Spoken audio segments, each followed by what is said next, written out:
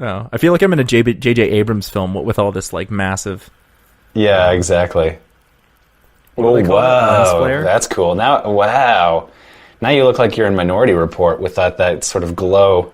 I'd be okay with being in Minority Report. Wait, who am I in Minority Report? It depends who you are in Minority Report. In fact, I don't know if I'd want to be in Minority Report because everybody has a hard time in that movie. It's true. I think if I had to pick... Plus being able to being told if you were going to commit a crime and being convinced you were not going to do it, but they were like, no, you're going to kill somebody. We have to send you to jail. What a weird situation to be in.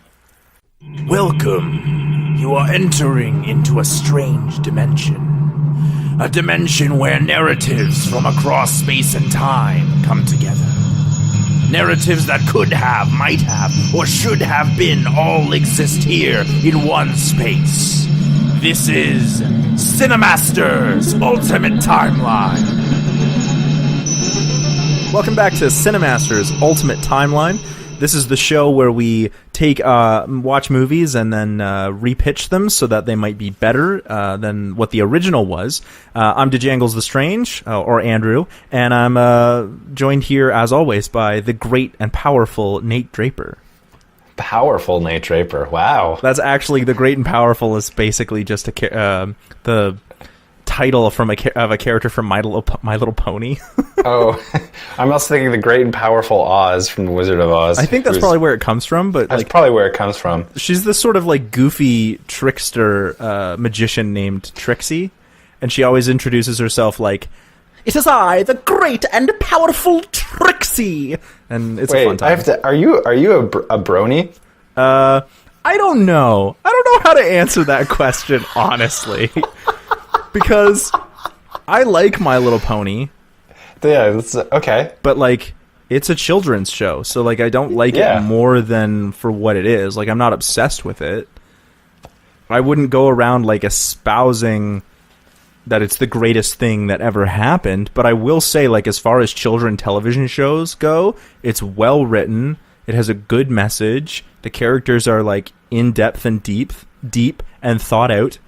I don't know, like, it's not a bad show. It's a good show. But it is what it is. Like, it's still a children's show.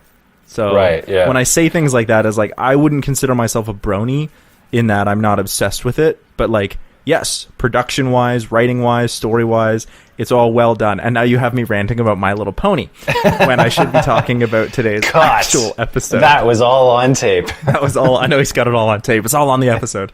I'm not cutting that out. Well, today's actual episode, so if anyone's been following along with us, every couple episodes, 10 or so, we're going to do a original timeline where we pitch sort of a brand new idea based around some kind of intellectual IP or whatever that we have already thought of.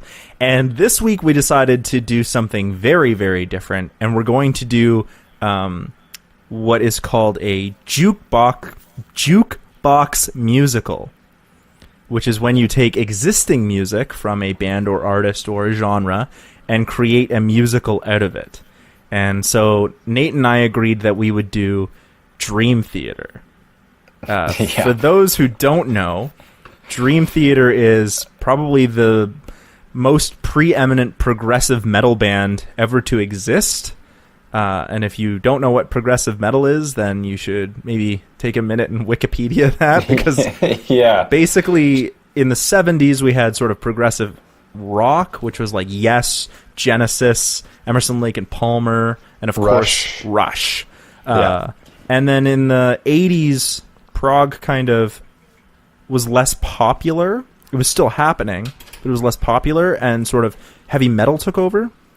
And then in the 90s, the two genres kind of mixed, specifically with Dream Theater, but other bands like Queensryche and stuff like that came along, and so they were sort of... Tool, I guess, would be considered with that too, right? Yeah, Tool is also considered, although they're more grunge, but still quite heavy and very progressive. But sort of this mix happened between progressive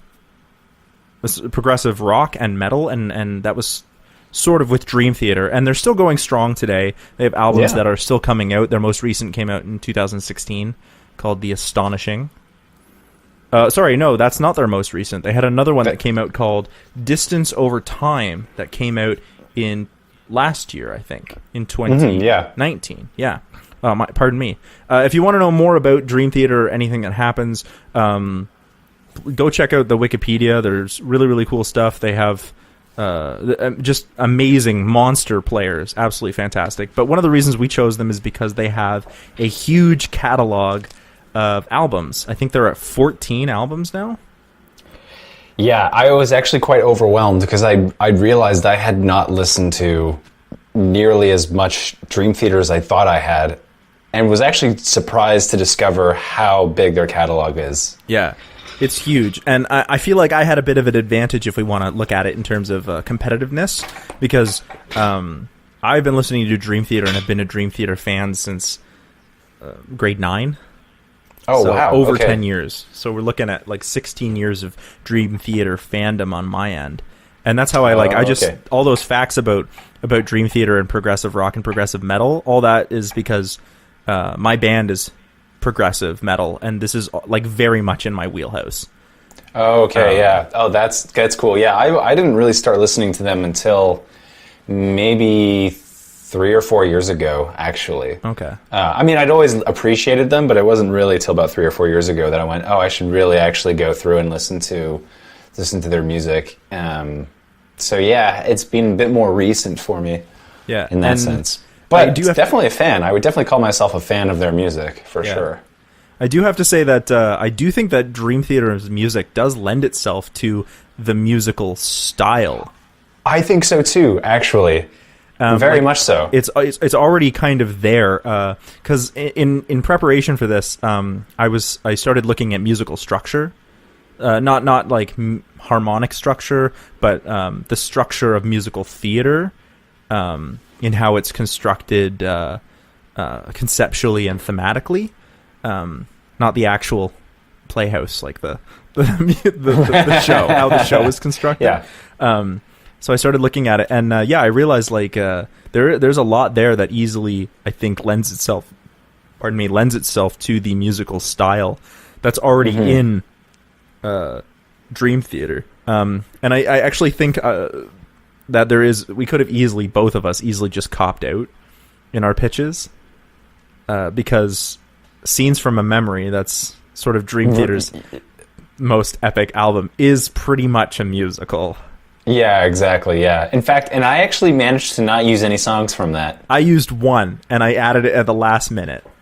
Oh, interesting. Yeah. I had one in at one point, and but I stayed away from that one. Which one? Which song was the one? Which one was it? It was towards the end. It's the I think it's scene 7. Is that The Spirit Carries On? Because that's definitely the one. That's the one. That's the one that I used. Yeah. Oh, interesting. Yeah. Well, because it has a very musical quality to it. Yeah. I also found that that there was, and I'll talk about this when I get into my pitch. I found that there was a lot of there's already imagery in there that I drew out of the lyrics. So like I looked at the lyrics. I actually spent way more time on this than I probably should have. Oh, same with me. I'm not gonna lie. I had to put a lot of work into this, even just to get to some semblance of something. Yeah, so did I. I thought this was going to be fun, and it was fun. Don't get me wrong. It was. I think I spent all of Tuesday on this, most of yesterday on this, like just listening to the music and trying to get a feel for because flow is really important in a musical. Like you need to make sure that okay, if you're going to have a metal song here, then you need to have a ballad here to give the audience some respite. You need to make sure that the themes are coming out, and it was hard, man. Oh yeah, I ran into the same issue. Yeah, I'm glad we only do this once in a while. This original thing. Oh yeah, but I'm also glad that we do it because it really is challenging. I remember the Harry Potter one. Our original Harry Potter stories, I really struggled with that one in the beginning. I had an idea, but I had no idea where to take it. Same with me. Yeah, that one was hard for me too. This one was even harder because I had to spend a lot of time just looking at lyrics. In fact, because for me, where this one, my ideas started from one song, but then trying to find other tracks that would work with it. was actually surprisingly difficult. The other thing that I found that was actually really interesting, though, going back to how it lends itself well to a musical. On one hand, I mean, you definitely have this within a lot of the songs. It modulates, and there's key changes, and there's certain things just structurally, like in the music, that you would associate with music, like a musical, at least for me. But one of the things that I found really interesting was even thematically, from song to song, there were certain motifs that actually just reappeared even across albums, which I thought was really interesting. I actually did. You mean musical motifs? I mean lyrical motifs. Oh yeah, actually. I found those as well, but there are actually musical motifs as well that cross albums. Oh, okay, interesting. So, for instance, that doesn't surprise me. Yeah, for instance, there's one that begins in the song "The Mirror," which is from Awake, which is like 1996, and the melody is like, "Hello, mirror, so glad to see you again. It's been a while," and that lyric comes up a whole bunch of times across The Shattered Fortress, The Glass Prison. These songs are all thematically linked as well, because they're actually you can actually put them together into one long song called the 12-Step Suite. Oh, interesting. Yeah, because isn't This Dying Soul? Yep. That also starts with "Hello, Mirror." Yeah, and then as well, and then also in Scenes from a Memory, there's a lyric that has nothing to do with the 12-Step Suite, where one of the characters in Scenes from a Memory, his name is Nicholas, he says, "Hello, Victoria, so glad to see you, my friend," which is the same like melodic theme, like, and we hear that come up all the time, like across album to album to album. It's almost become like a signature stamp for them. So like there are like lyrical themes, like This Dying Soul, The Glass Prison, The Shattered Fortress, Repentance, and I think that's all of them. Yeah, that's interesting, because I definitely I did make use of some of that, actually. Yeah, I definitely did too. I also found that like thematically there was some things that kept coming up, like specifically about mirrors. There was a lot. So I actually, when I envisioned the stage play for my musical, I also was like, oh, I'm definitely gonna have like this idea where when characters are singing, sometimes they'll be singing in front of a mirror, but the mirror will be like blank, facing the audience. Do you know what I mean? Interesting. So it's like they're looking through a blank frame as a representation of the mirror, but they're looking out to the audience. Oh, that's interesting. Yeah. That's very interesting. Another lyrical motif that recurs is walls, and like prison walls. This idea of being trapped, but actually mentioned to wall and breaking down walls is actually something that came up again and again, which I actually lean on very heavily. Oh, I lean on the mirror thing, but I do use the wall thing as well. Interesting. Yeah, I don't know. So I will also tell you that like I set mine up like not as a movie, like it could be adapted into movie, but I set mine up like as a musical in 2 acts. Interesting. Yeah, so, I tried to do a 3-act. Oh wow! And it's maybe, I started compiling like a playlist on Spotify. Yeah, so trying to arrange them in the order that I thought they would go. Yeah. And the length I have here is 2 hours and 20 minutes. Yeah, I think each act for me is roughly 70 minutes, which I tried to like limit myself to that, because in a musical you generally only have like about an hour of music per act, and you have 3 hours, roughly 3 hours total of musical time, not including your intermission. Oh yeah, because that's the other thing. Because it occurred to me in doing this, the musicals that I'm familiar with are actually quite long. Yeah, and so I tried to make it so that it was, big. I aimed as high as I could, and I tried my best to get there. Listeners will decide if I got close to that. But, I actually had a bunch of side characters in there too that would have had their own songs, but I actually wound up cutting those songs to make room for like the main story. Interesting. I did. Well, I didn't even write any of my side characters. Like I was basically like, there's 2 main characters, and all the side characters basically got cut just to so I could fill in just my basic story, and then I was like, okay, I have ideas for other characters that definitely could have their own songs and whatnot, but like it just, I mean, this is a rough draft. This is my first go at this, and I'm really proud of it. But same with me. I have maybe 3 main characters in mind. I have 2. But I ran into that same thing too, because early on as I was doing it, I was actually worried that I had too many characters. But it actually helped. I think I've managed to figure it out so that it all flows together and that there's nothing that's superfluous and unnecessary. But I can see how these things end up becoming so big. Because the other thing too, I realized with a musical, what you actually get the advantage of is you get the characters are able to express themselves, and you're able to actually, in a very short period of time, show a transformation, like an internal transformation through music. And that was one thing that I actually tried to make use of more, because there are some things that I realized, like, oh, this has to happen, so I'm gonna maybe cheat a little bit and say that this is done in a way where musically by the end of it, it makes sense that it gets to this point. Yeah, and you sort of have to do that with musicals. There is a bit more of a suspension of disbelief. I recently read an article that said musicals are better in the animated format in general, unless you're as a movie, unless you're seeing the stage play. Right. Movies are not really good musicals unless they're animated, because there's a suspension of disbelief that happens with the animation. Right. Already, you're already watching something that's over the top cartoony, potentially. Right. And so when you have the music all of a sudden start, you're less likely to have the characters feel, or have your audience feel taken out of it by all of a sudden having singing. Right. Yeah. When you have the stage play, you have, people are already willing to suspend their disbelief, because part of the fun is how are they going to pull off these huge events? How is the audience going to be involved? So in Phantom of the Opera, there's this big chandelier, and in the second half, they crash it into the stage.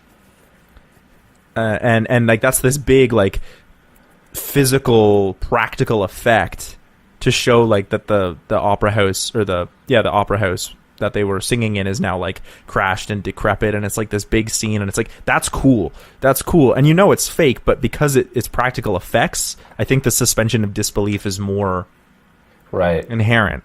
You bought the ticket, you are clearly somehow engaged in the contract of live theater. Whereas with movies, I think there's less of a contract. You're not seeing something live. You're going into a movie. And if you bought tickets to a musical, to a live action musical, there's a potential that you are not, in fact, willing to suspend your belief that far. Whereas with an animated movie, you might be. Right. Yeah, that's an interesting point. Because I'm as you were talking, I was thinking about musicals, at least on film, where they've succeeded. And some of them have actually managed to, I think, stay quite grounded without the music jumping out at you. One example I'm thinking of is Fiddler on the Roof. Okay, But that movie also incorporates the music into the style and the editing of the movie. It draws. I'm thinking of the opening of the film where it goes where they're singing Tradition, and there's a bit where it's it's actually cutting in time with the music, and it's actually, just in terms of the style, there's a way that it's actually very playful and then draws you into it. Plus it's actually a very powerful story as well on its own. And I also think in that case, I think it leans very heavily on the actors to really. And actually, another example where I think it works really well is the Tom Hooper Les Miserables that came out within the last 4 years with Anne Hathaway. I'm not certain about that. I want to do Les Mis as an episode of CineMasters, because interesting. I'm not certain that it's actually that good. I disagree. I think it's amazing. I think it's amazing as a piece of cinema. I'm not sure it works as a movie, and I have a couple reasons for that. Oh, that's interesting. But I think maybe we should save this one for actual CineMasters. Well, I was going to say, I think the reason it works is because I think the performances in that, because one of the things they did was they didn't lip sync it. They actually sung that live. Which is really cool. Mm-hmm. And I think maybe that's why I appreciated it. And that actually comes across in their performances too, in my opinion. Yeah, I actually, again, I know we shouldn't talk too much about this, but in Les Mis, I think that the technical achievements of that movie overshadow how problematic or ungraceful the actual movie as a musical was. Oh, interesting. So I'll use another example so that we can save Les Mis for another time. Okay. My other example was La La Land. Oh, okay. And the reason I think La La Land works is because it's by design surreal. Right.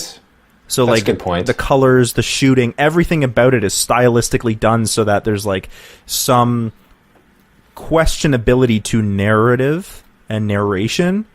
And so when they start singing, it's like, okay, we're already suspending our disbelief in terms of surreality, so why can't we suspend our disbelief in terms of musicality and choreography? Right. Which is why I think that yeah, works. That's a good point, too, yeah. I think my problem with Les Mis, I'll just quickly go over it because now you got me started. My problem with Les Mis is that it is 2.5 hours of slow zoom-ins on people's faces because it's going for hyper-realism. But they're singing. Mm-hmm. And the emotionality is not lost on me. It's great. But I think the reason it works as a play, and why most plays work, is because there's this big emphasis on practical effects. You are part of the show. You are, when you sit in the theater, you are like a part of this contract, right? This listener's contract between you and the performance that's going on. And any performer of any kind of music or performative art will talk about, like, when the audience is into it, the energy is different. And right. I think the audience can feel that as well. When I think when you do Les Mis, you wind up with and again, the technical achievements aside, because I do think that's really cool, I think you wind up with people singing really emotion-filled songs. And when you sing those songs on stage, you are, front and center stage, singing openly to a whole theater. You're out to a whole theater. And so your actions are oftentimes over the top and whatnot. But when you're on film, we can see everything. It's designed that way, right? Mm-hmm. And so I'm thinking particularly of when, what's her name? Fontaine? I can't remember the actress's name. Anne Hathaway. When Anne Hathaway is singing her part, it's like, great, but we're just slowly zooming in on her as she's singing her sad, and it's like, this is beautiful and heartbreaking, and I don't actually think it works. Okay, interesting, because I disagree. I think it works spectacularly. I might have to rewatch it. I might have to rewatch it. I that movie just brought me to tears. It brought me to tears too. I'm not certain it works as a musical. Oh, okay, interesting. I think it works as a musical. Okay, well, I think maybe we should do it on CineMasters so we can talk about it. It might be okay. I think we should. Yeah. But I mean, we've done it before where we've I think we should get into it. Yeah. All right. Hey, you know what? I think it's a good idea. Yeah. We've done it before where we've picked movies that I thought worked or you thought worked, and we talked about it, and we can't. There was some interesting things to discuss there. Yeah. I think so too. Because I have a big relationship with musicals. Right. In general, just because of my background. So I actually think it's interesting now that I'm thinking about it. The musical movie is kind of the perfect overlap for us in terms of CineMasters. Right. Because it's your movie know-how mixed with my musical know-how and music knowledge, not specifically musical theater, and like we're perfectly overlapping them. So it almost becomes like we should focus on. We won't, but like we should have focused on musical theater. Or we should just write a musical. Yeah, we could try it. I would start small. I would start with something like half an hour long. Like Lin-Manuel Miranda has a musical that's like 40 minutes, not even, called 21 Chump Street. Oh, that's funny. And it's like all comedy, and it's all like low key with like minimal actual music in terms of players. Or a contemporary musical that I think is I love and I think is brilliant is Dr. Horrible's Sing Along Blog. Oh, I love Dr. Horrible. And the reason I think Dr. Horrible works is because, again, it's cartoony. Yeah. In its play, and it really embraces the vlog format. Yeah, well, exactly. Like, it came out around the time when the vlog was becoming a thing, and it was a really funny parody on that. Yeah. And the superhero, supervillain genre. But the thing that's great about it, like, there is a really good story in it. Yeah. About a guy who wants to be loved, and his way about going, he has this really weird idea of what that means. And in all of his efforts to achieve that, he ends up basically destroying the one person who he really cares about. The reason I think that one works as well is because a lot of the comedy that's in that one is played for the vlog style camera. Mm-hmm. The way that Dr. Horrible, like, at one point in time, he'll be like, I'm gonna go blow up this bridge or whatever, and then they cut, and the next scene is him back, like, all bruised up, and he's like, mental note, the police watch my vlog, and so does Captain Hammer. And I know part of the reason they do that is because you can't, like, filming the action scene for blowing up a bridge and whatnot would be expensive, but it's played for laughs because it's like, that all happened, plus why wouldn't they watch his vlog? Exactly. Yeah, it's hilarious. Yeah, and then you know, all the performances, like Nathan Fillion is hilarious. Oh, everyone is so good. Yeah, that is probably as far as like filmmaking is probably one of the best musicals we've had in terms of its adaptation to the movie screen in a long time. And I'm going to bring this one up because it's a big one and it's contemporary, is Mamma Mia. Okay, which I actually have not yet seen. Okay, so the reason I think Mamma Mia works, and that's in huge quotations, the reason I think Mamma Mia works, and not just for like middle-aged wine moms, is because they sort of play into the cheese. Like, it's ABBA. It's already cheesy. Right, of course. Yeah, exactly. The other one that I can think of that, like, also, I don't know, like, Mamma Mia works but doesn't work, and it works into its own campiness. And I think that I think that's also the reason why High School Musical works. And I'm not saying I'm not saying High School Musical is good. I'm saying it works because it's so contrived. Like, it plays into its own campiness. Yeah. Interesting. Yeah, I actually have not seen High School Musical, but probably have mocked it incessantly throughout when it was popular, without having actually seen it. It is not good, and I love it. I feel like all I'm doing is just giving up all my guilty pleasures. Like, yes, apparently I'm a brony, and yes, I also love High School Musical. But since we're on great musicals, Nightmare Before Christmas. Oh, my favorite. Now, there was someone who, years ago, I was working at a summer camp, and one of the guys I was working with, he was really into musicals, but he made this distinction between musical and fusical, and he believed that a fusical was what we were talking about Nightmare Before Christmas. He's like, oh, that's not a musical, that's a fusical.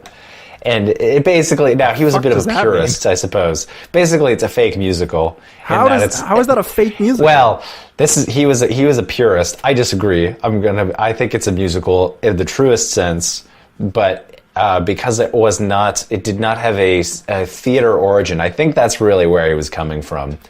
I think that's really what it boiled down to for him.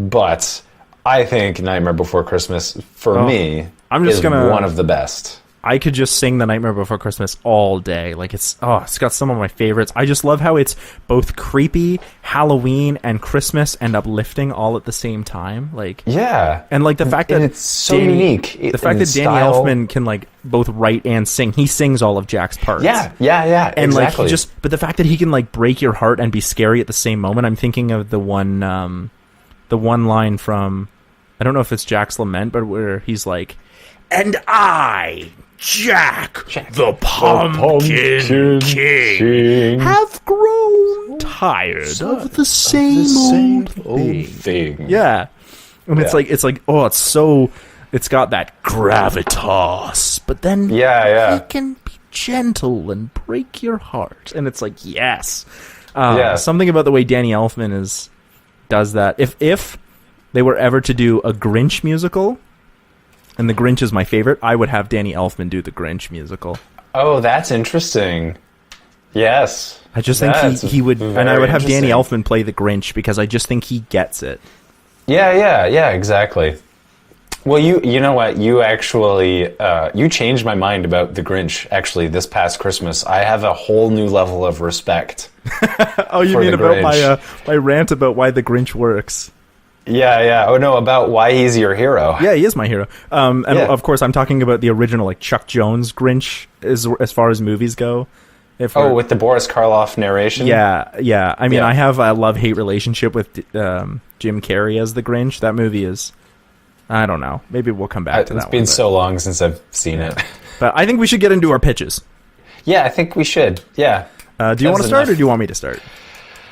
Yeah, I'll go ahead. Okay, go for it. I'm going to try my best to get through this. So what I've done here, I have a whole thing of notes. I've broken it down into 3 acts. I've got all the characters, and I've got the songs, and I've quoted some lines from the songs just to get some of the key elements in it. So as I said before, the one I actually originally had the grain of this idea like a year ago. Oh yeah, when I was in Australia. Yeah. I had a day, and I was just sitting there. I was like, I'll just sit and listen to music. I had just finished filming in Cambodia, and give myself a little holiday in Australia. So I was like, I'm gonna listen to Octavarium. Oh, great music. And I actually think I used pretty much every song off of that album in this.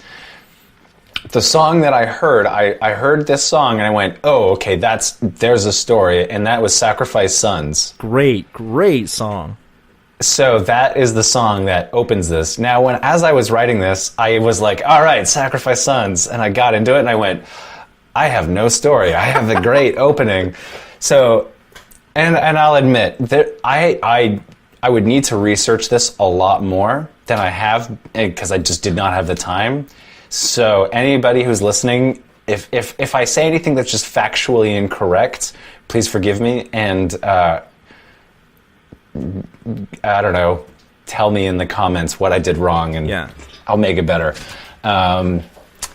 Okay, so the opening chorus, we have the chorus, they're singing Sacrifice Sons. Just to give you a bit of context for this story. That's like all praise their sacrifice.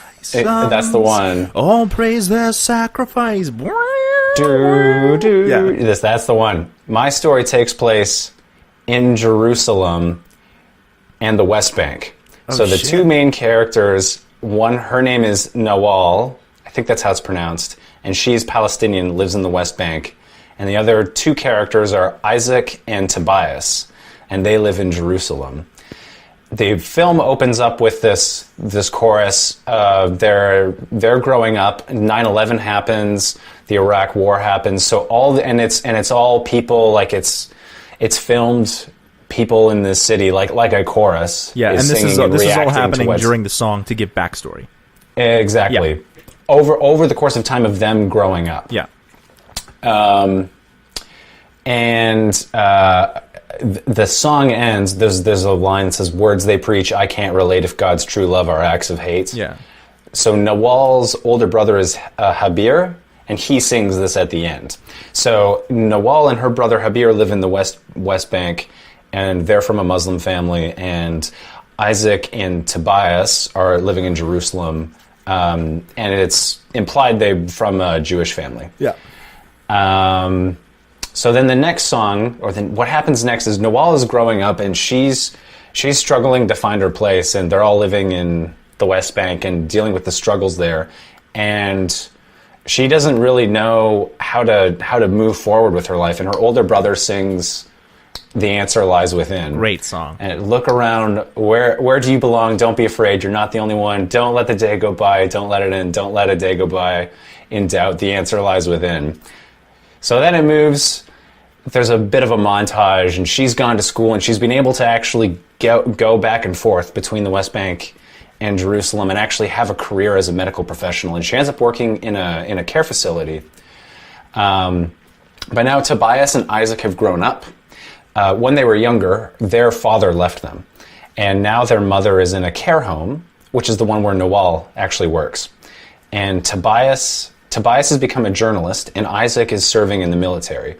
But both of them, at this point, Isaac is he's anxious, and so his song is Panic Attack. Helpless. That's the one, yeah. Sorry. And this is him. He's having a hard time adjusting, and he finds a place in the military, and that's his journey through this song.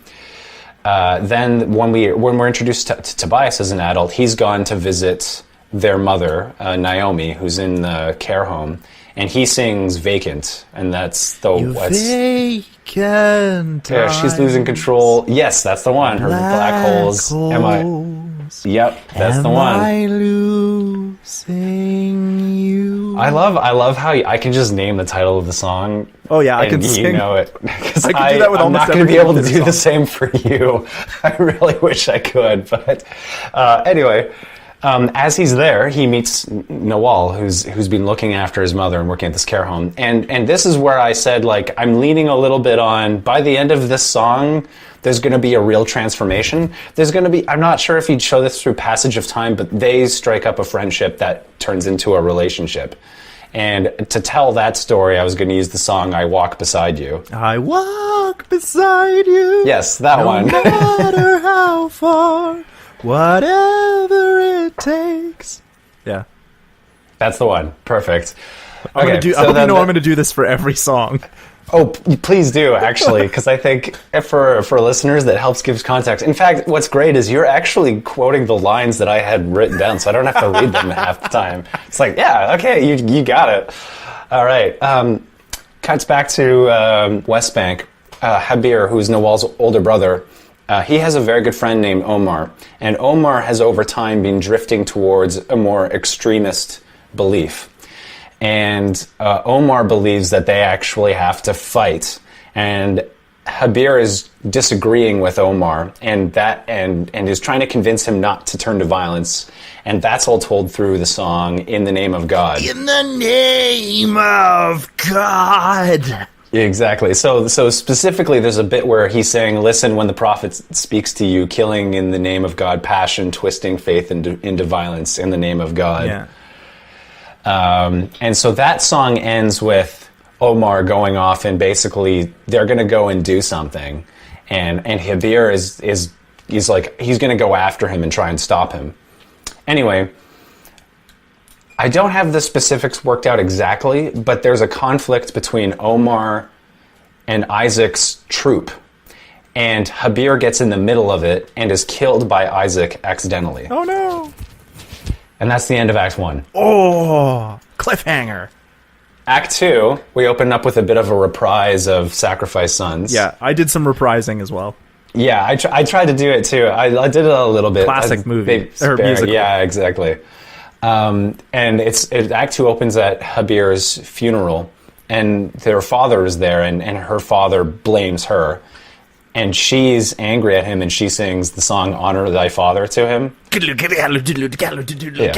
advantage of an outreached hand and twisted it to meet your every need. What was the other line I have here? Here comes a dose of reality. You'll go to your grave a sad and lonely man. The door is now closed on you. Pathetic little plan. Yeah.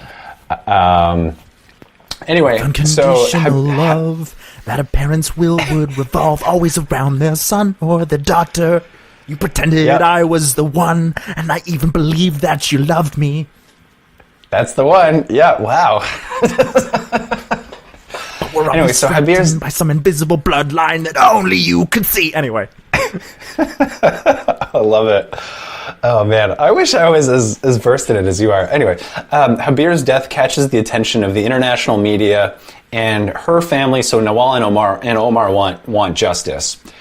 However, Isaac has, in reporting the events back to the military, he lied, and he said there was an accident. He hasn't actually taken responsibility yet for Habir being killed.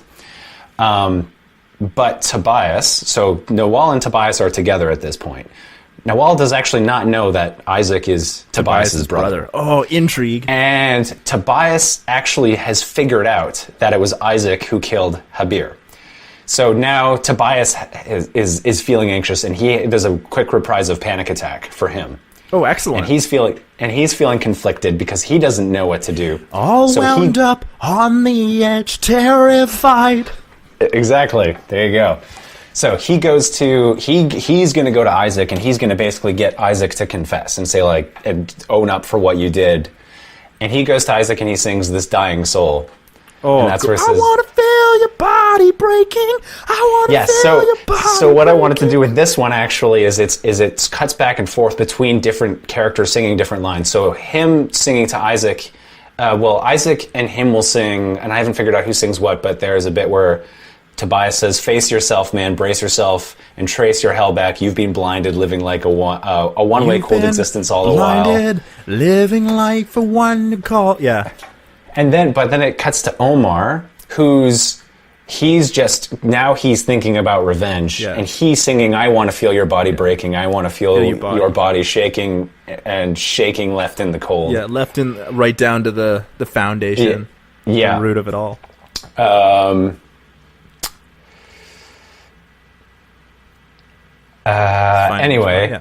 then it ends with Tobias saying, "Hear me, believe me, take me. I'm ready to break right through this prison wall." Yeah.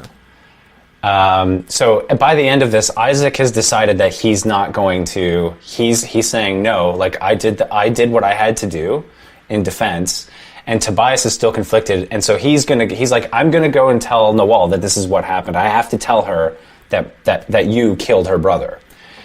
But before he can get to her, she's working in the care home looking after their mother, and she finds a photo that is able to tell her that, she's able to figure out that the guy who killed her brother is actually the son of the woman she's looking after.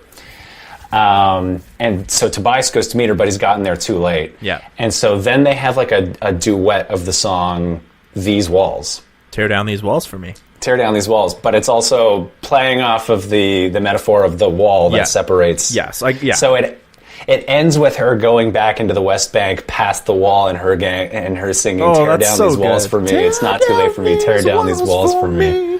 It's not too late for me." Yeah. So she goes back to the West Bank, and Omar comes and finds her. And he knows that she knows more than what she's letting on about.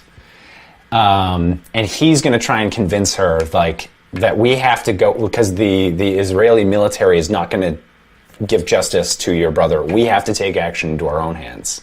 And so he's like, we're gonna find this guy and we're gonna kill him. An eye for an eye. And he sings "As I Am." Take me as I am. Yeah. And then by the end of it, basically somewhere in there, he's basically managed to either trick her or she's let it slip that she's actually looking after Isaac's mother. Yeah. And mentions Tobias. Anyway, Omar and his friends go and they actually kidnap Tobias. And they basically hold him captive somewhere. And Nawal finds out about it. And she realizes, and she didn't mean for this to happen. This is being a big mistake. And so she's going to go and try and make right for it. And she finds Tobias being held in captivity. And she sings, they sing "Far from Heaven" to each other. I'm less familiar with that one. One of the lines is, "You can't imagine the hell I'm going through, not asking you to save me. I'm too far from heaven. Nothing you can do to change me, but accept me as I am." Yeah. And then, sorry, I got them mixed up. They sing "The Enemy Inside" somewhere in here as well. This is where I have to... From the enemy inside, yeah. Yeah. Anyway, point being, what's happened at this point in the story, Tobias is held in captivity. Nawal is like, how do I fix this? How do I make this right? Meanwhile, Isaac has found out that his brother has been kidnapped. But instead of, he acts on his own, and he gets some of his own friends together as soldiers, and they go to rescue Tobias. And in what ensues is a conflict, and Tobias is killed, and Omar is killed. Oh man, everybody's.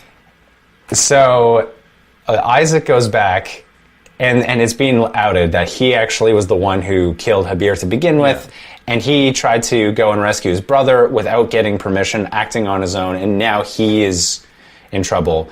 But him reflecting on it, he sings "Endless Sacrifice." you want me to sing it? Yes. Moments wasted, isolation. I can't remember the next line. Something, endless sacrifice. And the I actually really like that song, but I don't like how slow the verse is compared with the chorus. Oh, interesting. Where it's like slow piano and then. I don't actually. Anyway, I didn't actually write down any of the lyrics here, but I wrote it as that's the song I was going to do. And then he's asked to. He goes back and he's like, I'm actually going to tell them about what happened, about all the mess that I created. And that's when he sings Repentance. And it starts off with him staring at a blank page, and then by the end of it, he's written it all out, and he's looking at it, and he's going, this is what I've done, and this is the mess that I've created. Staring at the empty page before me, all the wreckage now so clear and evident. And anyway, so that's the end of Act 2. Act 3. So in Act 3, Isaac has been sent to prison. He's been condemned for his actions, but Noel is actually still looking after his mother. She's still going back and forth, and the act opens with her visiting Naomi, and Naomi's actually dying, and Noel sings to her, Wait for Sleep. Oh, great song. Yeah. So quietly she lies and waits for Anyway, word gets to prison where Isaac is being kept, that his mother has died, and he's riddled with guilt, and he's thinking about taking his own life, and he sings Pull Me Under. Pull me under, pull me under, pull me under, I'm not afraid. That's the one, yeah. But before he's able to do it, the other people stop him, and Noel later hears that Isaac almost took his life, and she's reflecting on this, and she sings Disappear. So I'm moving on, I'll never forget. As you lay there and watched me accepting the end, I knew you were scared. So she's kind of singing to like the ghost of, but she's thinking about Tobias's brother. And so somewhere in here, this is where it gets a little messy, but basically I wanted to have, at the end of it, she actually goes to prison and visits Isaac. And the idea is they both have lost someone. Yeah. They've both lost people in their life, but she's able to go to him and she sings Another Day. Where they both like... I can't go that high. Yeah. Yeah, his voice, like he's able to with his voice, like he's able to cover, it's quite He's got a good range. James LeBray has got a great range. Anyway, it ends with then like, they both sing Learning to Live. They've like... He's in prison, and she's still like in a prison of sorts, but they're both... This is where I was like, is this like kind of a weird way to end a story that's actually kind of a downer, but I tried to make it so it's like, even though it's like sad, they're trying to move forward. That's where I was like, Learning to Live. Learning to Live is a good one. And then it ends with a final reprise of a bit of Sacrifice Sons. Yeah. I also End use of Learning movie. to Live in mine as a finale, sort of. It's hard to do, but... Because just that one line, like, the way that your heart beats makes all the difference in learning to live. Like... Yeah. I'm sorry for interrupting you so much. No. Very excited to sing. I'm glad you did, because it actually helped me, because there were some parts where I wrote it and was like, oh crap, I forgot it, and you sang it, and I'm like, yes, that's the one. Okay, so that's the one. So I want to mention that I really like that you sort of, I think because I'm so familiar with Dream Theater, in my pitch, as we'll see, a lot of the ideas that I come up with, I think, are colored, and my story was colored by what I know about the writing about Dream Theater, and like just where the lyrical content comes from, and what it what it meant to me. But I think it's really, really neat how you talk about like something that I don't think the lyricists or Dream Theater in general were thinking about when they wrote it all. Like just talking about the Palestinian conflict and everything that goes on in the West Bank and in Jerusalem, in Israel. And I particularly really like the idea of having Tobias and is it AWOL? Nawal, yeah. It's spelled Nawal. Yeah, I take that name. It actually had a sort of it was an Arabic name that had some significance to it. and I didn't write it down. Yeah, but anyway, that's her name. But I like the idea of Noel and Tobias singing to each other, like, tear down these walls, like they're trying to connect to each other, but at the same time she's crossing the wall back into the West Bank. Like, I just think that's very poignant, like, tear down these walls. Like, yeah, and that song is really really important, I think. It's a good big song. It's kind of half uplifting, half depressing. Exactly, yeah. Well, that's the thing so if you were to imagine this as a musical, I actually would like to hear what it would be like performed with classical instruments. But those same melodies, yeah. But just performed using classical instruments. I actually thought the same thing, except what I would do is have a full band, the way, like, covering all the instruments the way Dream Theater does, plus another guitar, so that you'd have a 6 piece.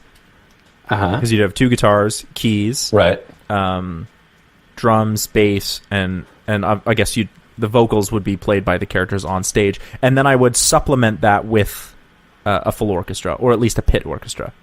Oh, okay, yeah. And if you want to know what That'd that sounds cool. like, there is online you can find Dream Theater playing the score. It's their 20th anniversary. It's from 2006. I actually own the DVD, but it's the second half of that show is them playing all of these awesome songs with an orchestra, full orchestra. That's so cool. Dope. So, like, they play Sacrifice Sons with a full orchestra. They play the classic Metropolis with a full orchestra. Wow. They play all of Octavarium, the song, the 20-minute epic, with a full orchestra. It's so worth watching. And they play my personal favorite, 6 Degrees of Inner Turbulence, with a full orchestra. Nice. That's amazing. It is amazing. Yeah. Another band that does that too, and it's actually really cool, is Flock of Seagulls. I don't know Flock of Seagulls. They did the song Runaway. They were kind of like 80s. They're sort of around the time of New Order, I believe. Okay. But they did an album where it's like their classic songs played with an orchestra. That's also a really good listen. I definitely recommend going to listen to the score by Dream Theater, because which I am going to do. To me, and I don't want to get too divisive, but to me, the score is the pinnacle of the Dream Theater's live sound. Wow. It is. Yeah, it's right there on Spotify. Yeah. Score, 20th anniversary World Tour, live with Octavarium Orchestra. Yeah, particularly the song Metropolis with the orchestra. That song is just an absolute ride in terms of, like, musicality.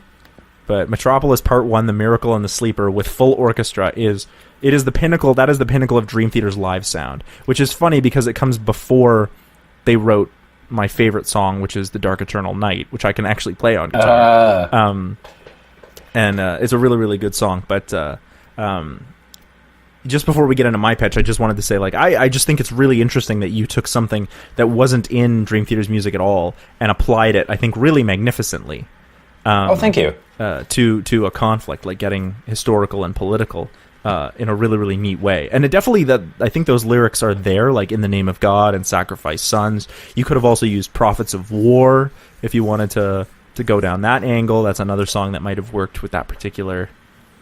But I'm just pulling because I know all this Dream Theater backlog off the top of my head. I'll admit, there was a point where I was going, like, I'd gone through some of the songs and I went, oh crap, I need a song that's going to fit this in. Yeah. I was just going through the lyrics for this one. No, it's not going to work. I definitely did that too. That might work. I definitely Listen did that to that. Yeah. So I will say, like, my pitch is I really tried to focus on musical structure to make sure, like so songs would follow. So I'd be like, okay, if we have a heavy song here, then we need a sad song to follow it up, or like we can't just. So I tried to do that as best as possible, and I know you had this problem as well. It's hard to it's hard to describe a song and then be like, I want different parts sung by different people so that there's like a conversation going on. Yeah, and it's not just like, because there is an ensemble in mine. I do want there to be an ensemble that sings as well. So yeah. Anyway, I'm gonna get into it. So one of the things that I will say is I cut the songs up a bit. Okay. So because there are also like really long solos, I sometimes I'm like, okay, do we need all this? Like, I didn't cut anything up, but sometimes lyrically I'd be like, no, I just want this section. And but I made sure that the section was already distinct in the lyrics. So like, for instance, I use parts of Octavarium, but I only use like a couple parts, but I make sure to use that whole section instead of Instead of just splitting it randomly, because I didn't think that was fair. But you did the same thing. You said we need reprises of Sacrifice Sons and stuff like that. Yeah, exactly. So, yeah, I figured it was okay to do a little bit of that. Yeah, I think you have to for a musical in order for it to make sense. Yeah, I think so too. Yeah. So I use I did the same thing that you did, actually. I had an idea that's surrounded from one song. Except my song is 42 minutes long because it's 6 Degrees of Inner Turbulence. And if my drummer is listening to this, he's going to be like, of course you did, because 6 Degrees of Inner Turbulence is my favorite Dream Theater song. All right, awesome. And it's split into 8 parts, but it's also really important to me. I just want to, because, and I tried to include this, mine has a lot to do with mental health and stigmas around mental health. And those are already, I think, themes that were explored in Dream Theater, as well as alcoholism, which I do talk about as well, because that's what the songs were written for. And that's why I think yours is really unique, because you're like, oh, I just wrote this thing based on a story I was thinking about, and I wrote mine maybe a little bit more knowing what the songs were already about. Right, yeah. So, different way of looking at it. But I'm going to get into mine. Yeah, please do. So mine starts with the 6 Degrees of Inner Turbulence overture, because of course it does. Because you gotta have an overture. And then we go right into 6 Degrees Part 2, which is called About to Crash. And this is the introduction of a young woman named Victoria. But it's sung from... I know, everyone's nodding their head like, oh, Victoria, like I wonder where you're going with that one. Anyone who's not familiar with Dream Theater, Victoria is the name of one of the main characters from... Scenes from a Memory. And literally the only reason why I needed this character to be named Victoria was because I needed one song and her name comes up in it. Because originally this character's name was Catherine. Oh, okay. And then I got there and I was like, shit, I need this song. Shit. Is that the song, the Spirit? The Spirit Carries On, yeah. The Spirit, we'll get there. The line, Victoria is real? Yeah, Victoria is real, I finally feel. We'll get there. Okay. So we have About to Crash. I really, really like this song. So this song is actually sung by everyone except Victoria. Okay. It's about her. So we actually... she was raised in a small Midwestern town by a caring and eccentric, charming, father, and basically talks about like how she was raised in this Midwest town. And it's also sung by our second main character, whose name is Anthony, but he's singing about her. So we're introducing her. Basically, we find out in About to Crash, it talks about how this girl is basically like trying to make the grade, but then one day she lost her mind, and so she's dealing with mental health, but she feels like she can't show anyone. And so then she sings the song. She and Anthony, they both work in an office, and they don't really know each other at all, but they're both suffering from mental health. So Victoria has like what we could assume is some kind of depression, and Anthony is an alcoholic. And they both sing the song "These Walls." Nice. Tear down these walls for me. And the reason I put "These Walls" here and not later is because most musicals, and this is musical structure, have something called an "I want" song, where you very clearly need to just say this is the motivation for your character and what they want. So now what I've had is both of them sing "Tear down these walls for me," And so that they want to be seen for who they are. That's a good use for it. Yeah. And that's why you don't need it, but you should have an "I want" song. So like if you go through musical history, you can see like The Wizard and I from Wicked is an "I want" song. I'm not gonna waste my shot. Is that what it is? Right. From or Hamilton. I want more than this provincial life. Oh, it's Beauty a classic. Beast. Yeah, Beauty and the Beast. Yeah. Or I want to be where the people are. I want to see. I just can't wait to be king. I just can't wait to be king. Yeah, the "I want" song is sort of a staple in musical format. So I have "These Walls." They want, they want to be seen. Tear down these walls for me, which is fine. Then they have their "I want" song. Then we introduce Anthony, and this is again most of the cast singing to introduce Anthony's character, but he sings some parts, and it's the song 6 o'clock. And it's basically the beginning of Awake. Yeah, for the very first song of Awake, like 6 o'clock on a Christmas morning. Yeah, and it's basically like he's asleep in his car. He's fallen asleep in his car, and he's like, there's cans everywhere, and he like gets out of the car, and he's like, basically, so he's a musician during the night, but he works at this office as well. So finally, that's a really neat song. I think that would work well to have like a whole cast sing, like, and he'd just be like, I could never get over. Is it too late for me now? I got bases to cover, and like have this like, you know, big rock opera for him to sing kind of thing. Like, Nice. Oh, I love it. And then we have actually Victoria and Anthony, and they sort of have two different peer groups in this office. Like one, like she's very hardworking and always tries to make the grade. She's trying to keep up an appearance. Also, it's the 90s. Just so we're clear. And Anthony is trying to... I mean, he doesn't give a shit. He's an alcoholic, and he's just trying to make it as a musician. And he's... You know, even his friends are not overly fond of him. He's kind of an asshole. And so they sing the song The Looking Glass, where they basically say... Like, sing to each other. They're like, you have no idea. Like, he's basically like, you're a pompous, stuck-up ass. And she's like, you're a slob. And the lyrics in there are like... You know, you're caught in your own gravity. You know, you live life in shame. And they're singing this to each other, where he thinks she's a pompous ass, and she thinks that he is, you know, get your life together, man. But neither of them know what's actually going on. Which is then, neither of them know what's going on beneath the surface. So she winds up going to a bar with her friends, and he's there singing that night. And he sings a song, Beneath the Surface. And this song is crucial because it's basically talks about how he feels like he's basically like, you know, one day you stopped caring, and then all that turned to pain, and all that was left was like, you know, buried beneath the surface. And she all of a sudden has this feeling where she's like, oh my god, this guy who I didn't know wrote this song that basically is exactly how I feel. And so she's like, that's the way I feel sometimes. And she tries to explain it to her friends, and her friends are like, what? No, like mental health is the bad thing, because it's the 90s, remember? Mental health is a bad thing. So they sing The Test That Stumped Them All from 6 Degrees, and they sing this to her.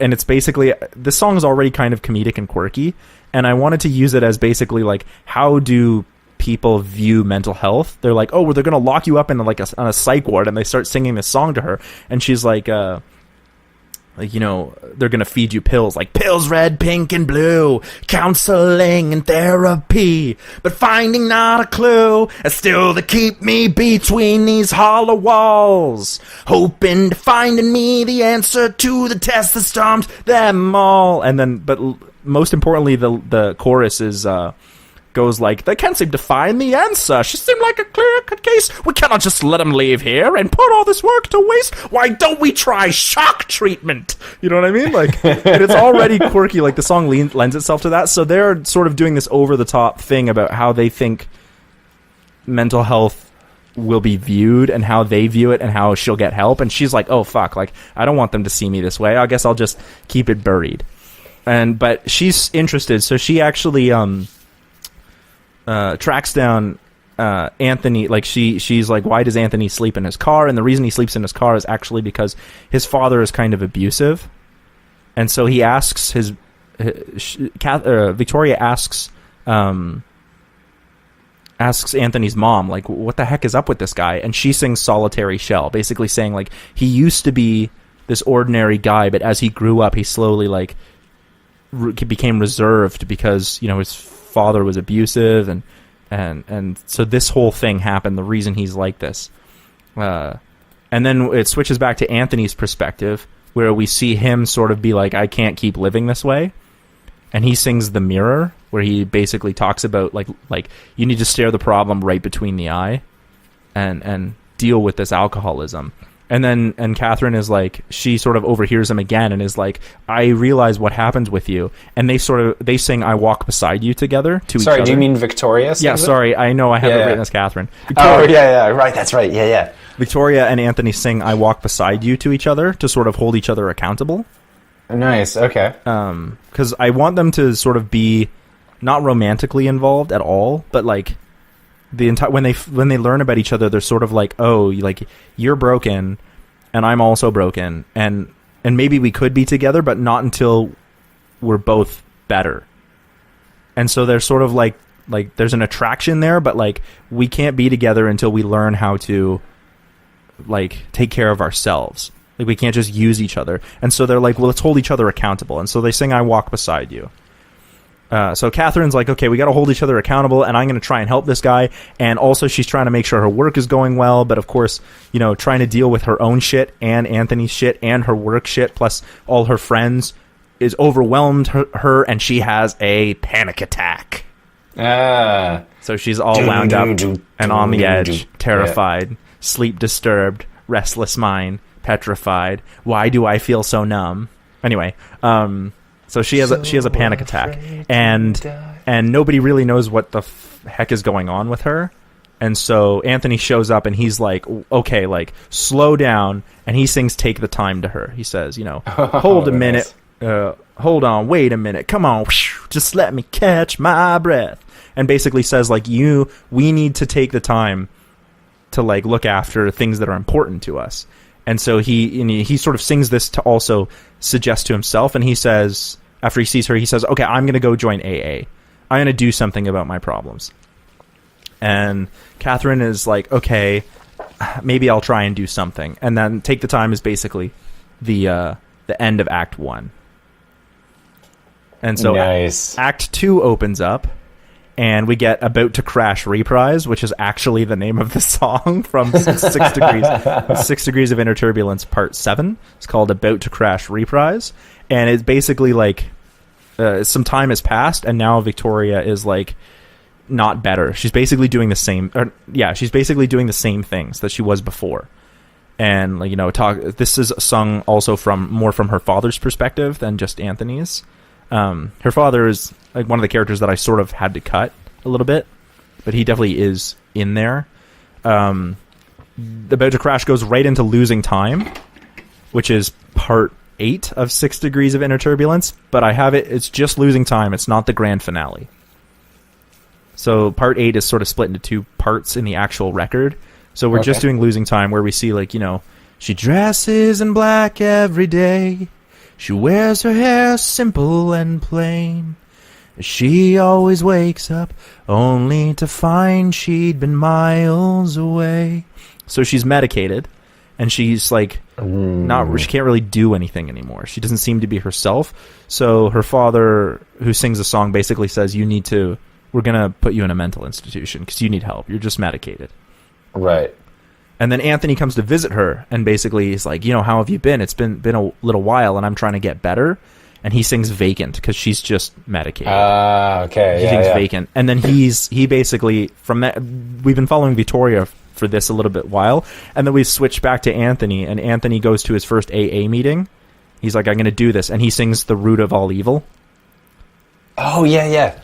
So, yeah, you know, like, proud enough for you to call me arrogant, greedy enough for me to feel no pain. Yeah, that's not the exact lyrics, but yeah, and basically saying, like, when you get down to the heart of it, the root of all evil has been rooting my whole life. And so that happens, and then he makes amends with his father.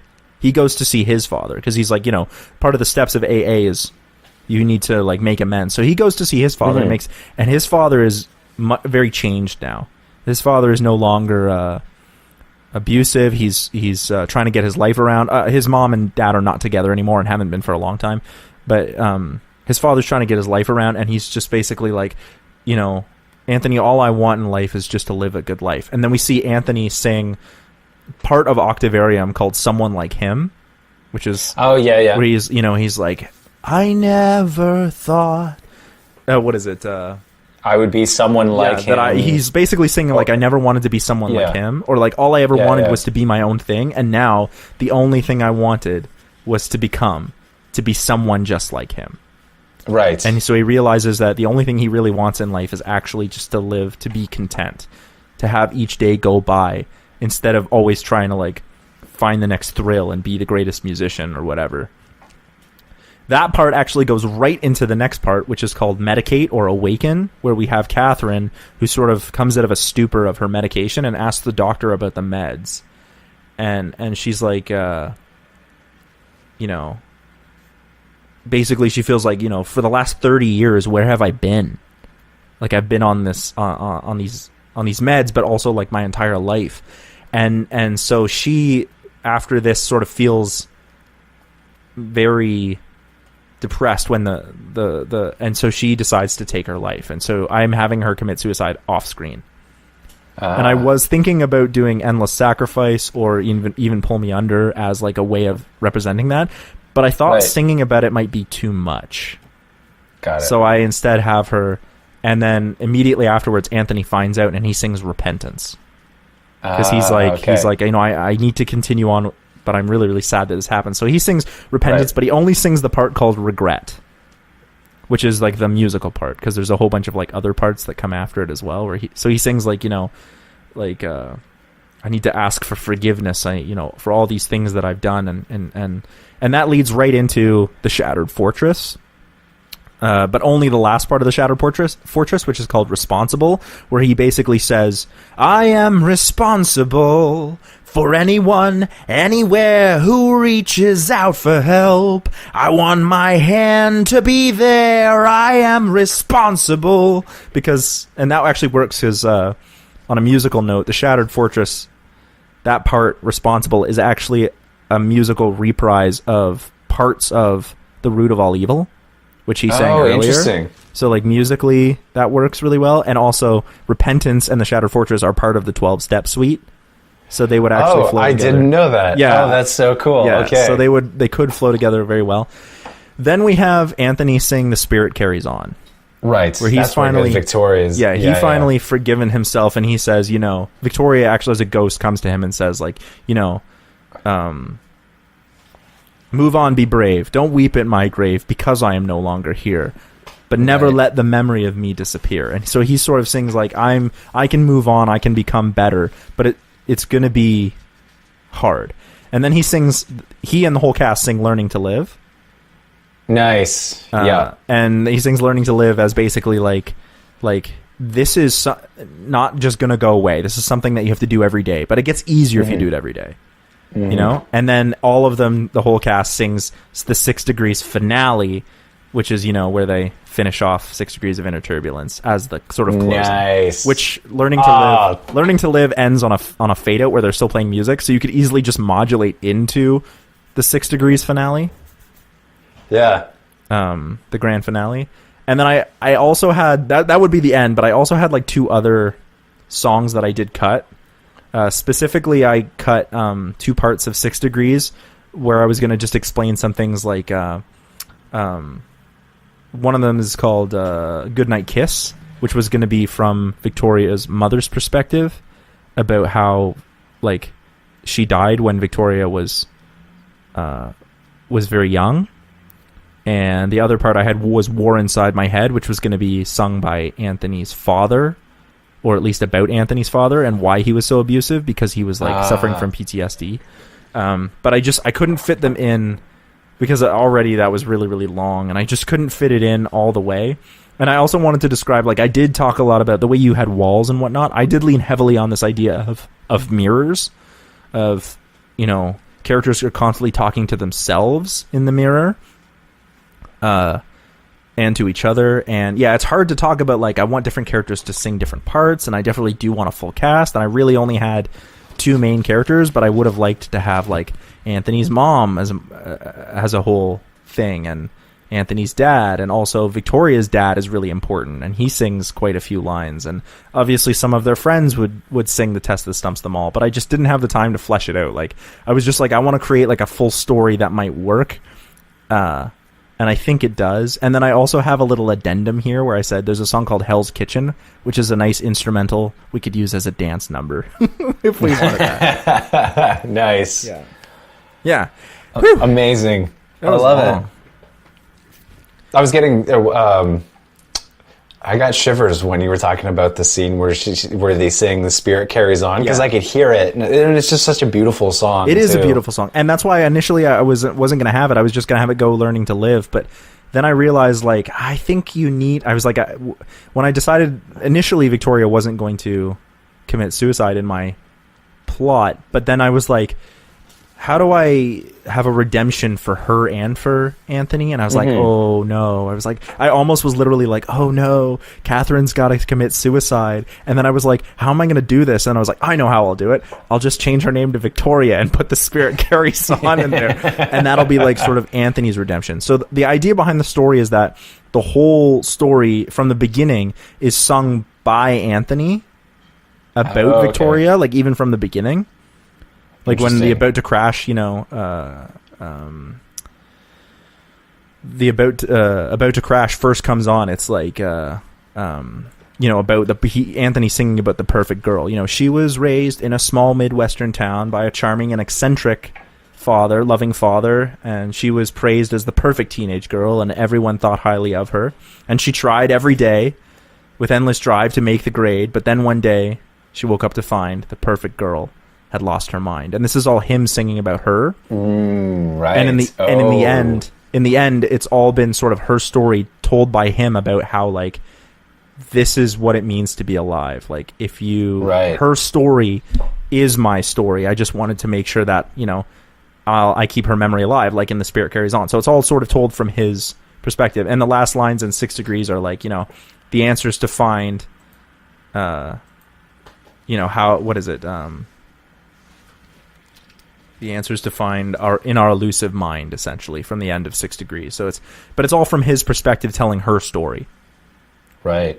Sort of. I like past that. That's an interesting way of structuring a musical too. Now, you'd mentioned that you saw it more as like a staged. Yeah, musical. in my head, it had to be staged, and I drew heavily from another musical that actually James LeBray is in, sort of a rock opera / musical called. The Human Equation. Oh, okay. By a band called I'm not familiar Ewan. with that one. Oh, it's worth listening to. It's got everything you'd want from a progressive musical. It's by a band called Arion. I'll send you the link, or I'll even put it in the description of this video, because it is super impressive. It has like metal and vocals, and like it's got different characters or different singers for every emotion, because most of it takes in place inside the character's head. And interesting. If you're a fan of Nightwish, it has Nightwish's singer's it has Nightwish's singer's sister in it. Oh, cool. So it has that Nightwish sound. It also has Michael Ackerfeld from Opeth singing in it. It has Devin Townsend from Devin Townsend in it. It has James LeBray from Dream Theater. It has I think a couple solos, one from Rick Wakeman, and like just different. It's an absolute masterpiece that's put together, and the story it tells is exceptional. And if you're looking, if somebody was like, hey, we want you to do a musical, like a full musical of anything, what would you want to do? Immediately I would be like, I'm going to do The Human Equation as like a live full musical, because I think it would work. I gotta look into that. Yeah. Musical is a genre I'm not as versed in as I wish I was. Because I mean, just on musicals alone, there's so much that's there, and it's got quite a wide history to it. Specifically, I guess the stage musicals, anything that had a Broadway. I'm familiar with the bigger ones like Phantom of the Opera, Les Miserables. Have you seen Wicked or heard Wicked? I've heard of the music. I've never seen it, but I've listened to the music. Yeah. Wicked is probably my favorite. Maybe Nightmare. Oh man. Defy Gravity? What a great song. It's like, what a great song. Oh, man. Even Dancing Through Life, to me, that song is so prog. Like, the way it modulates, has a couple time changes. Like, if you listen to Dancing Through Life, that to me is like, oh, this is very prog. Like, it's a dance number, but, like, the way that they go through it, I'm like, oh, shit. They, like, pass the melody off between different instruments, and it sounds like prog to me. Prog, in general, I think... we talked about how it Dream Theater lends itself to the musical style, but I think the reason for that is because a lot of progressive rock, metal, or even psychedelic artists were already writing with concepts in mind.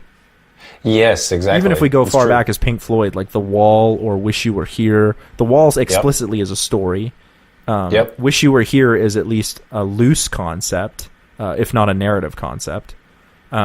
And a lot of bands write this way, with at least a concept in mind, not necessarily a narrative concept, but a concept in mind. Yeah, definitely. And I think we do get a more musical idea there. There are some pop bands or artists that I think you could make good musicals out of, but I think there's a deeper... The Beatles. The Beatles. I was actually thinking of Marianas Trench. Oh, yeah. You see, I would not have thought of Marianas Trench, but I think we've talked about them before, and you had some interesting insight into Marianas Trench. Yeah, I like Marianas Trench, but I think the reason that works is because it's deeper than just what we might call generic pop music. If Right. you'll excuse me. Do I think that I couldn't make a good musical out of Taylor Swift? No. I think I actually could make a decent musical out of Taylor Swift. The issue with her music is that the musical could be really about anything as long as it was relationships. You could build that music into anything. Right. Whereas yeah. I think... Another band that actually could be really, really cool for a musical was Arcade Fire. Yeah, I think the Arcade Fire would work. I think Arcade Fire, you could have a really cool musical out of some Arcade Fire tunes. Yeah, I think in it'd be fact, like interesting. even like Reflector is kind of a concept album. Yeah. To some extent. And Suburbs is very much a concept album. Yeah, I mean, Green Day basically has Jesus of Suburbia. Oh, there you go. Yeah, so like it's not like this kind of thing isn't done. I just think this is a Yeah. concept Who wrote was fun to do. Pinball Wizard, Tommy, the musical. Yeah, Who, yeah. I do think that this was fun to do. It was ridiculously harder than I thought it was going to be. Oh, yeah. It's same with me. Yeah. Well, I feel like mine, if I was to be honest, I'd go, that's a cool story, but it doesn't need to be a musical. Okay. It doesn't need to be a Dream Theater musical. And I was thinking about it actually when you pitched your idea. You even talked about like filming and shooting. Whereas when I pitched mine, I really thought about this would have to be a musical on stage first, and then you could think about adapting it. Interesting, yeah, because I mean that's just also naturally where my when I picture things, like when I read a book, I picture it in terms of shots and staging and lighting. Yeah. That's just how I interact with things. Yeah, how your brain works. That's dope. Yeah, exactly. Yeah, I don't know. I do think in both of our cases, and I'm not happy about it with mine, but I think it works for yours. And I don't know if this is just about Dream Theater in general, or just that we both like darker themes, or if those themes were already present in Dream Theater, but I felt like neither of our plays were particularly happy. No. And I wanted mine to be uplifting at the end, but I realized there was no way to do that. I also realized that mine is basically just the story of Dear Evan Hansen, which is already a musical. Like it kind of follows a lot of the same beats as Dear Evan Hansen. Oh, that's interesting. Yeah. Yeah, because I don't know too much about the musical, but I know it deals with mental health. Yeah, as a big theme. Now I think they're in high school, and actually, I initially started out with my characters being in high school, but I thought that was too cliche. Yeah, at one point, because I really struggled with mine. Mine actually, the very first, I had a different story with the same characters, but it took place somewhere else in the world. Oh. My original version actually was they were in Canada. Oh, wow, and it was effectively the same story, except Isaac has a lot less remorse in the original version. And I actually thought it just ended up I think it works somehow better. Evolved. I think it works better. Yeah, well, the whole thing with walls, I was like, let's just go, I'm just going to take that metaphor and just make it a literal, there's walls there. Yeah. And I already have, there's already conflict. It was actually much easier to translate. Into that Yeah, I had to do a little bit of research just to make sure I had, somewhat of an awareness of it. But I sort of had the same problem. names. Initially, I wanted to just do 6 Degrees of Inner Turbulence, because the concept behind that is just 6 different people with different mental health issues. Oh, okay. Which I still might even go back and redo just for fun. But I also wanted to tell a story. I really wanted to tell a story about 2 people, a male and a female, that were not romantically involved, but wanted to help each other, understood each other from the point of hey, you're going through something terrible, and I'm going through something terrible. And that's why it was really important to me to have just that one section of the Shattered Fortress. I am responsible. And the idea behind that is in the 12-step suite is he's responsible for anyone who wants to get help with alcoholism, but I think it extends to just mental health in general. I am responsible for anyone, anywhere, who reaches out for help. And I think, so my idea basically was I wanted to talk about, the first half is a lot of stigma around mental health, and then moving in the second half is about, how those stigma are not really true, and how getting help is hard. It's not easy, and not everyone makes it, and that's sad. And it's not just like we should be like, well, you didn't make it. It's like, no, we need to make sure we tell those stories so that stigma doesn't stick around, so that people understand. And that's the whole idea, is why Anthony tells this story about Victoria. Yeah, I don't know. I just really wanted to do something for mental health, because I heard 6 Degrees. It works when I with was Dream Theater too, because that's definitely like, when I listen to Dream Theater, I hear that in it, for sure. Yeah, and I like I said, I listened to 6 Degrees when I was going through a particularly hard time, like with my mental health, and that really, really helped me. Like, I was like, oh man, like there's music out there that sounds like, particularly About to Crash and the About to Crash reprise, to me were like, oh man, I'm not bipolar, but I have been depressed, and sometimes I do feel this way, where I'm like, I'm on top of the world one minute, and then the next minute I'm like, everything fucking sucks. Yeah. And I think we all feel that way, and I think that's why definitely. That song in particular really resonates with me. But definitely. Yeah. Any last minute thoughts on creating musicals in general? Man, as you said, that was a lot more work than I had anticipated. You had mentioned that we were like, oh, this is a really cool idea. Maybe we should do it again for Rush or another band. Or we had just talked about Marianas Trench or Arcade Fire. And after doing it now, I gotta say, I'm exhausted. I don't know if I want to do this again. Oh, I exhausted? Yes. That is how I was like, after this, I'm probably going to take a nap, because I had to exercise so many parts of my brain musically. Like, I was just reading lyrics, and then you're trying to like be creative, but also you're being analytical, and like there's so many things. Yeah, you gotta think about together. You got to think about your music. You got to think about, like, okay, I'm just doing the overture and About to Crash. Okay, those are both sort of upbeat songs that deal with heavier things. So then when I do These Walls, well, that's a bit of a depressing song. Maybe 6 o'clock could be more uplifting, so that we're still moving the story along. And then you got to have some like goofy moments as well, but you're trying to like lyrically tie your themes together, musically make sure you're not boring everyone. Like, you got to have a story, you got to have themes, you got to have imagery, you got to have characters, you got to have. I got to tell you, man, like, there's this idea that Wagner has called the Gesamtkunstwerk, and I apologize to any of my German or Austrian friends who just heard me butcher that. Gesamtkunstwerk means total artwork, and the total artwork is this idea of, like, Wagner thought it was opera, where he was like, we'll take music, drama, dance, and like art, and we'll put it all together, and it's the pinnacle of what art should be, the Gesamtkunstwerk. And I gotta say, I think the musical really is all of that. Yeah, it's art, dance, makeup, fashion, music, narrative, poetry. Like, it's all of these amazing bits of artwork all mashed together. And I really have a new profound respect for anyone who puts musicals together. And I just want to throw this out there. What we did was called a jukebox musical, where you take existing works. Can you imagine writing a musical? Well, that's where I think it would actually be fun to try, because with us, with this, I felt some of the challenge was trying to, I'll admit, it sometimes felt like I was trying to fit like something that was round in a square peg. Oh yeah. You're just sort of reaching for... Exactly. Whereas metaphor. I feel like if you were to write a musical, I mean, not to say that it would be any easier, but like, you're writing music, which on its own is a challenge, to let alone write music that has a coherent story, that's something else.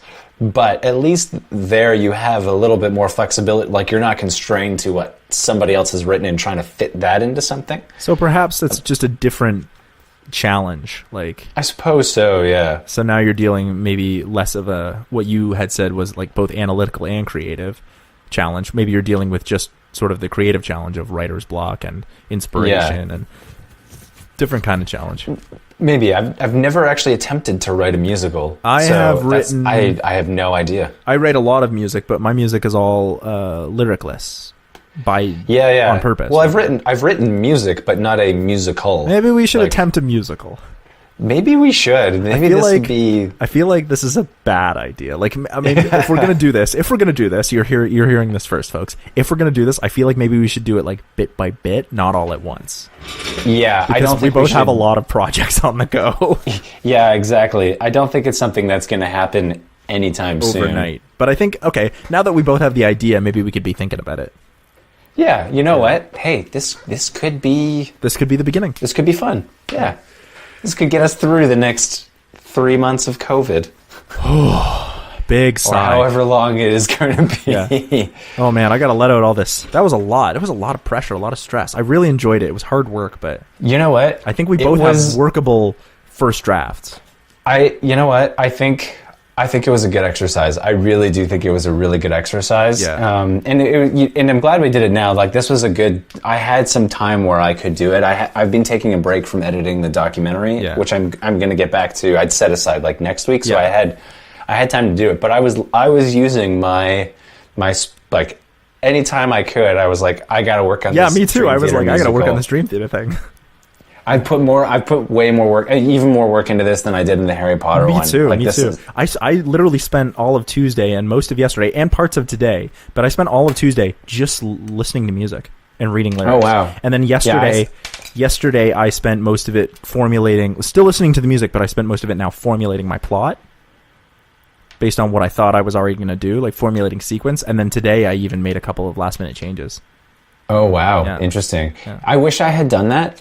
I'll admit, I went right into, because I just went like, I know I want to use Sacrifice Sons, and I just started. But you already had an idea. I needed to listen first. I did have an idea, but I wanted to listen first. Okay, where can people find you online?